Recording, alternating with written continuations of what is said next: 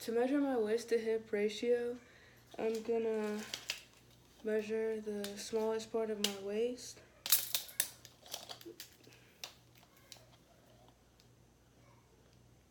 That's 28. And now for my hip.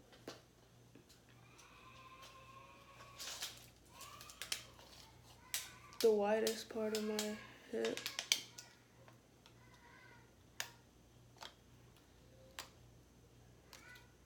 Okay, so that's 28 to 40. And then divide the two numbers. This is proper anatomical position. Standing erect, all joints extended, palms facing forward, fingers touching, feet parallel. The head is superior to the shoulders. The shoulder is inferior to the head. The sternum is anterior to the scapula, and the scapula is posterior to the sternum. The heart is medial to the lungs. The ears are lateral to the nose.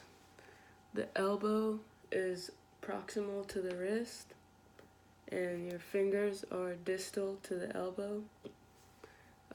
Skin is superficial to muscles, and bones are deep to muscles. The sagittal plane divides the body into right and left halves. The frontal plane divides the body into anterior and posterior halves. And the transverse plane divides the body into superior and inferior halves. The mediolateral axis passes horizontally side to side. It is perpendicular to the sagittal plane. The anterior-posterior axis runs horizontally from front to back, so like this. And it's perpendicular to the frontal plane, and the superior-inferior axis passes up and down, and it's perpendicular to the transverse plane. The center of mass is also known as center of gravity, and it's the point that represents the average location of a system's mass. All the planes pass through this point, so here, here, and here. The center of mass would be where all the planes pass, and gravitational pull is concentrated here.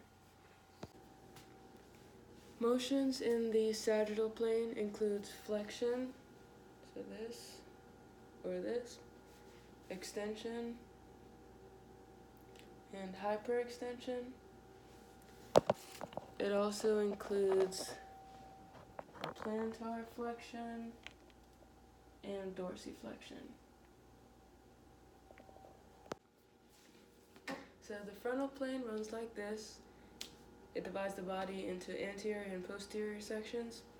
Motions along the frontal plane include abduction, adduction, elevation of the scapula, depression of the scapula, eversion of the foot,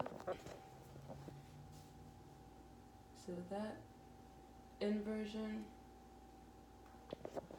you have deviation, so that, and lateral flexion.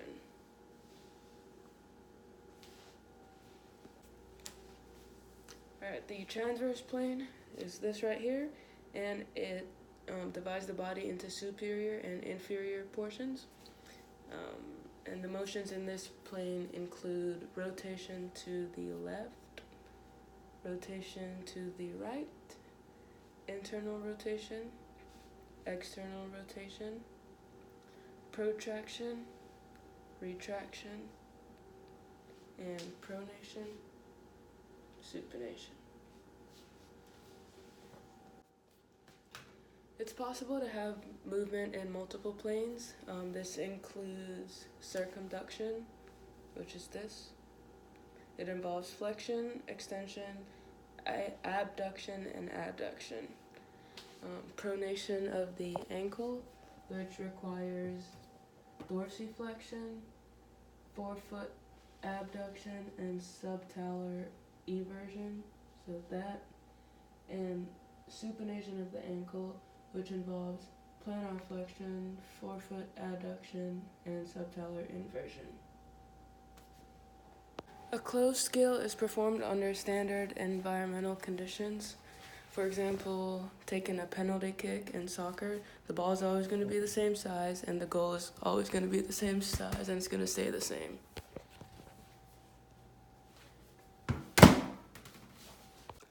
Motion is change in position with respect to spatial and temporal frames of reference. No motion occurs without force, and force is something that possesses the capability to cause change in motion of a system. Translation is motion along one of the x, y, or z axes, and its movement from one point to the other.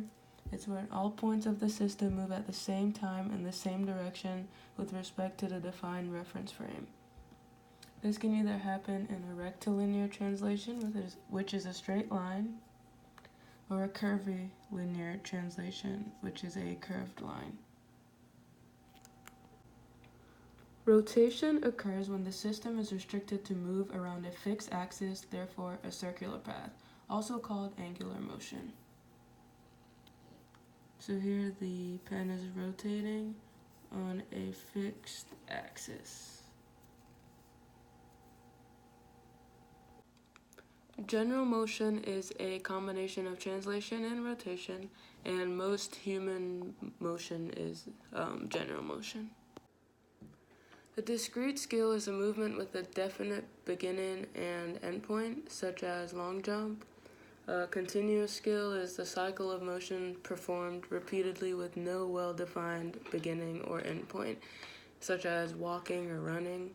And a serial skill is a movement that appears to be continuous, but it's really just a combination of discrete motions, such as triple jump. A simple kinetic chain is where each segment participates in no more than two linkages, and a complex kinetic chain is where a segment is linked to more than two other segments. An open kinetic chain is where the most distal segment is free to move, such as doing a barbell curl, and a closed kinetic chain is where the most distal segment is stationary, such as doing a push-up.